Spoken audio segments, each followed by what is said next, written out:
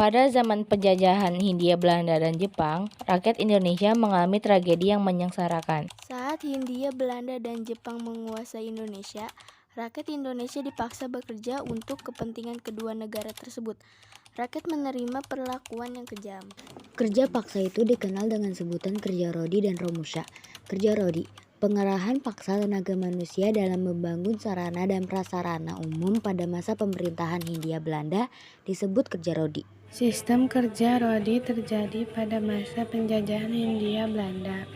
Kerja rodi membuat rakyat Indonesia sengsara dan jatuh korban jiwa.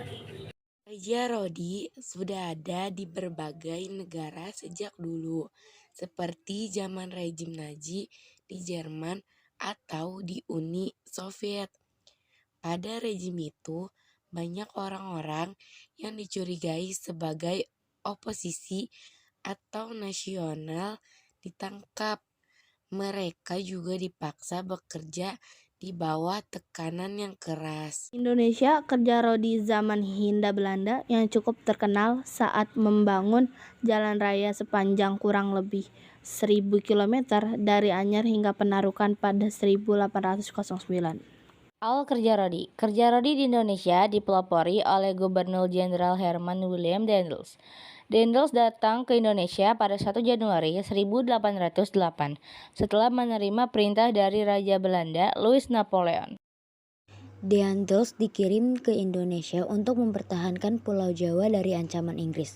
Untuk mempertahankan Pulau Jawa, Daendels melakukan berbagai upaya, seperti membangun pabrik senjata di Semarang dan Surabaya. Selain kerja paksa, Daendels mengumpulkan uang dari rakyat dengan cara menjual hasil bumi dengan harga murah dan melakukan kebijakan-kebijakan yang memberatkan rakyat. Banyak korban jiwa sesama kerja rodi membuat rakyat jadi sengsara.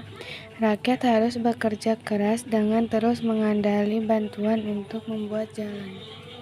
Pekerja sebenarnya mendapatkan upah, namun upah ini dikorupsi oleh penguasa lokal. Para pekerja sengsara karena memperoleh tindakan di luar batas perikemanusiaan. Proses pembangunan Jalan Raya Anyer hingga Penarukan pada 1809 banyak memakan korban jiwa, mencapai 12.000 jiwa.